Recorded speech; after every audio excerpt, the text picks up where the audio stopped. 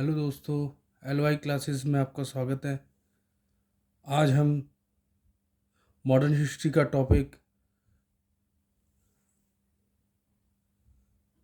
Important session of Indian national Congress की important section पढ़ेंगे। जैसा कि हम सभी जानते हैं कि कांग्रेस की स्थापना 1885 में ए.ओ. ह्यूम ने की। उसके कांग्रेस के पहले अध्यक्ष W.C. बनर्जी थे। इसका महत्व क्यों था? भारतीय लोगों की मांग को मांगने के लिए एक राजनीतिक संस्थान के रूप में कांग्रेस की स्थापना हुई। कारण क्या था?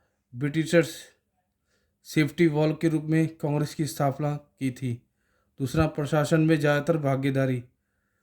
पहले 1857 के रिवॉल्ट के पहले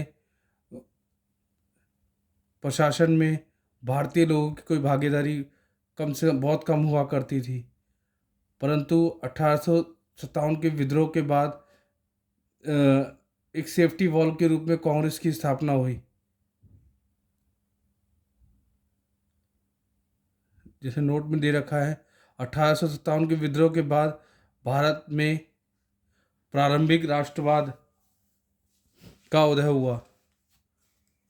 तो इस राष्ट्रवाद की विचारधारा से प्रभावित होकर भारतीय बुद्धिजीवियों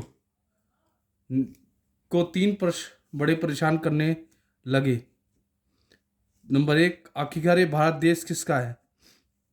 आखिरकार ये भारत देश क्या है? भारत पर शासन करने का अधिकार किसको है? ये तीनों प्रश्न ही परिवर्तन का कारण बने। 1862, 1892 और 1909 ये सभी काउंसिल एक्ट थे।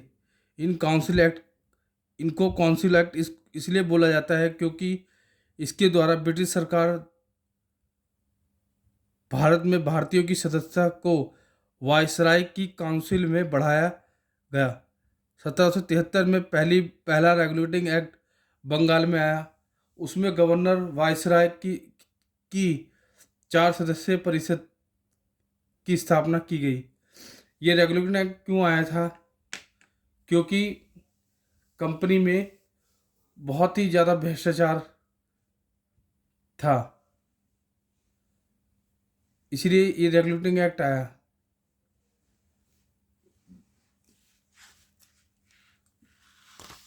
भारतीय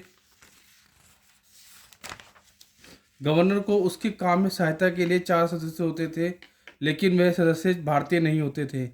लेकिन 1857 की क्रांति के बाद भारतीयों ने यह प्रश्न उठाया कि ये भारत देश हमारा है और प्रशासन में हमारा अधिकार ज़्यादा ज़्यादा होना चाहिए। तो काउंसिल एक्ट के द्वारा काउंसिल का विस्तार करके भारतीय को उसमें भेजा गया। Larger share in administration of Indians. भारतीय राष्ट्रीय कांग्रेस में स्थापित होने वाला पहला राजनीतिक संस्थान नहीं था।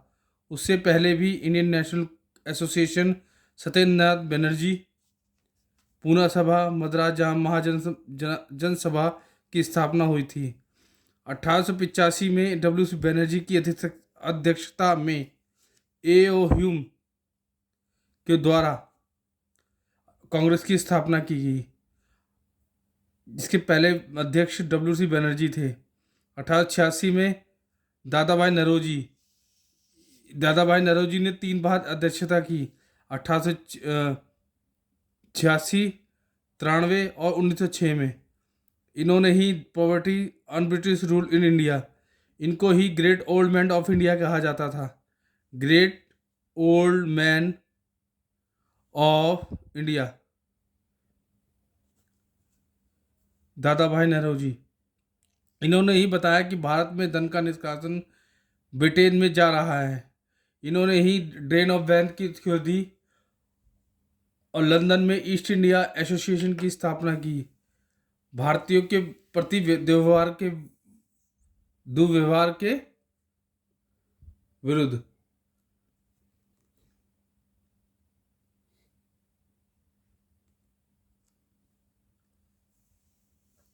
दादा भाई नौरोजी ही पहले व्यक्ति थे जो ब्रिटिश पार्लियामेंट में चुने गए। इसके बाद सबसे महत्वपूर्ण 1905 का, जिसकी अध्यक्षता गोपाल कृष्ण गोखले ने की। 1905 में बंगाल का विभाजन लॉर्ड कर्जन द्वारा किया गया, जिसमें यह बताया गया कि बंगाल का विभाजन प्रशासनिक सुविधा को देखकर किया जा रहा है, जिसमें जो पूर्व वाला भाग था, ईस्ट वाला,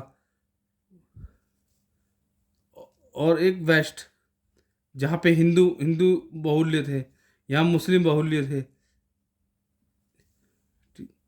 तो 1905 में सौदीती और बहिष्कार आंदोलन हुए की शुरुआत हुई, और 1905 के आंदोलन को देखते हुए बंगाल का विभाजन आगे जाकर रद्द किया गया। 1906 में दादा भाई नौरोजी फिर कांग्रेस के अध्यक्ष बने और वहाँ पर स्वराज की मांग की गई। सन 1907 में सूरत अधिवेशन में कांग्रेस दो भागों में बढ़ गई, एक नरम दल और एक गरम दल। और 1907 के जो कांग्रेस का अधिवेशन था, उसकी अध्यक्षता रास बिहारी बोस ने की। बंगाल विभाजन के बाद से ही कांग्रेस में दो प्रकार की विचारधारा दिखने लग गई। एक स्वदेशी और बहिष्कार आंदोलन बंगाल तक सीमित रहा, दूसरा पक्ष में पूरे देश में आंदोलन।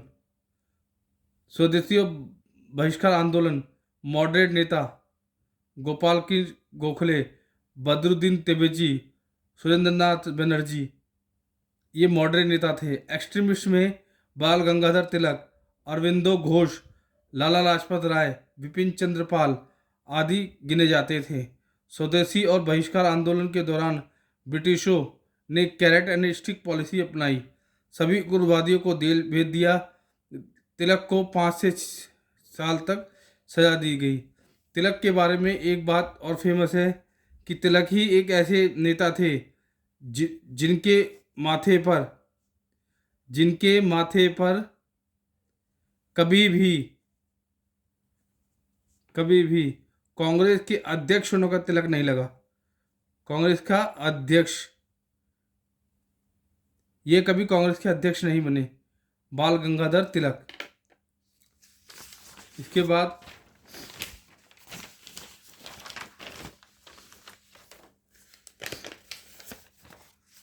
भारतीय इतिहास में जब भी कोई आंदोलन इतिहास में अपने लक्ष्यों को प्राप्त नहीं कर पाया, तो कांग्रेस की वैचारिक विभाजन होगा और क्रांतिकारी घटना घटती है। 1905 में स्वदेशी और बहिष्कार आंदोलन, 1907 में कांग्रेस विभाजन क्रांति, प्रफुल्ल रास बिहारी बोस इसके अध्यक्ष थे। 1920 में असहयोग आंदोलन गांधी जी के द्वारा किया गया, 1922 में स्थगित किया गया, और 1925 में कांग्रेस काकोरी कांड किया गया। 1924 में बेलगांव का सम्मेलन किया गया, जिसमें गांधी जी ने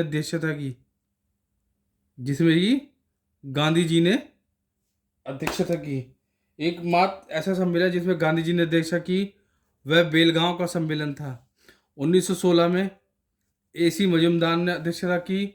इसको लखनऊ पैक्ट के नाम से भी जाना जाता है। इसमें एक्सट्रीमिस्ट और मॉडरेट दोनों नेता आपस में जुड़ गए और मुस्लिम लीग भी इनके साथ जुड़ जाती है। मुस्लिम लीग के बारे में बात करते हैं।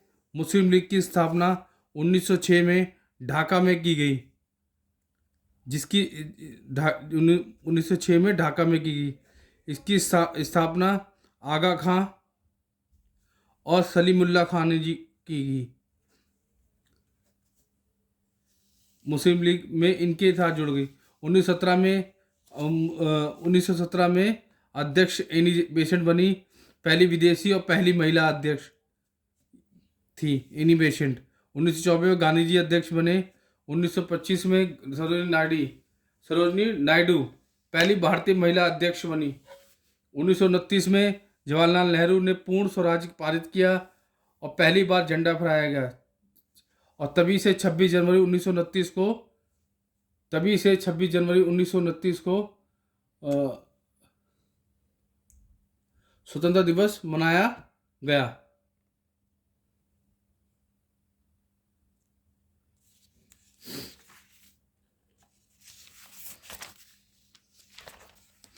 1935 में राजेंद्र प्रसाद अध्यक्ष बने।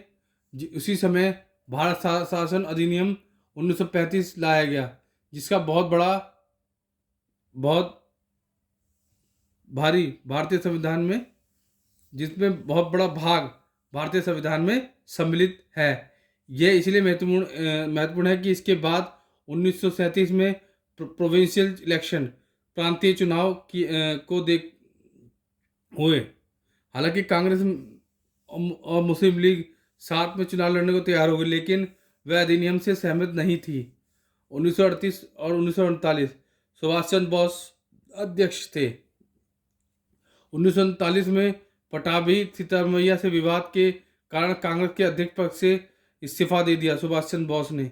1 सितंबर से वर्ल्ड वॉर सेकंड स्टार्ट। 3 सितंबर भारतीयों को उसमें झोंका गया। 1940-46 में अब्दुल कलाम आजाद अध्यक्ष बने। 1942 में क्रिप्स में भारत छोड़ो आंदोलन हुआ, और उस समय 1940 से 40 तक अब्दुल कलाम आजाद कांग्रेस के अध्यक्ष रहे।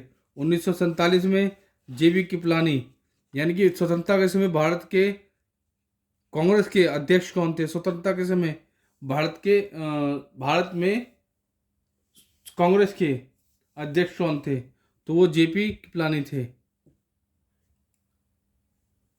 अगर वीडियो पसंद आई हो तो वीडियो को लाइक करें, शेयर करें। धन्यवाद।